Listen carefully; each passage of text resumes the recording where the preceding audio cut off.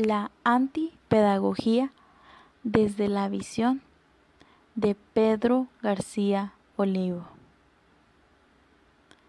Pedro García Olivo es un destacado escritor español, crítico de las sociedades democráticas occidentales, anarquista, doctor en Historia Moderna y Contemporánea, exprofesor y defensor de la antipedagogía como la libertad verdadera.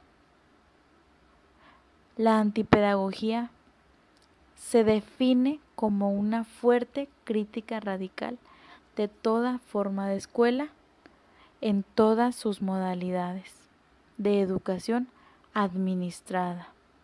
Esta corriente es singular en comparación con otras, ya que no es una corriente como tal, sino un sinfín de críticas en contra y destrucción de la escuela. Para iniciar, es necesario retomar el nacimiento de la escuela que surge en la Europa del siglo XIX como respuesta al desorden social propio de la democracia liberal, de una sociedad industrial capitalista y la inadecuación del material humano para las exigencias de la fábrica. Era necesario resolver ese problema de gestión del espacio social. Entonces, se fue forjando un plan, según García Olivo, para un enclaustramiento masivo de la infancia y la juventud, para la formación de un buen obrero y ciudadano ejemplar, optando así por un encierro sistemático suficiente para adoctrinar y moralizar según los intereses tanto políticos, empresariales y sociales elitistas, imitando la estructura y lógica de las cárceles. Dicho eso, iniciamos con la alarmante crítica sobre el trípode aula, profesor, pedagogía de García Olivo, donde, en primer lugar, describe el aula como una ruptura absoluta en la historia de los procedimientos de transmisión cultural. Se desvaloriza por completo la educación informal que sucede fuera del aula, todo lo aprendido que no es administrado. Para Pedro, la escuela es etnocida, aplasta y desmantela la educación comunitaria, es decir, la de los pueblos nómadas o indígenas. Se asegura que los niños solo aprendan dentro de la escuela, forzándolos a una clausura intermitente. Se define al estudiante como prisionero a tiempo parcial y se le priva de su soledad. Pero, afirma García Olivo, para educar no es preciso encerrar.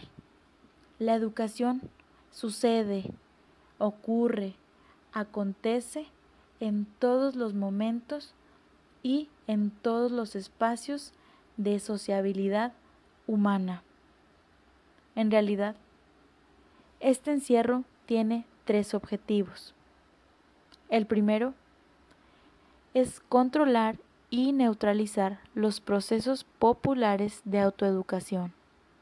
El segundo, intervenir pedagógicamente sobre la conciencia para conformar estructuras de la personalidad necesarias para la reproducción del sistema económico y global.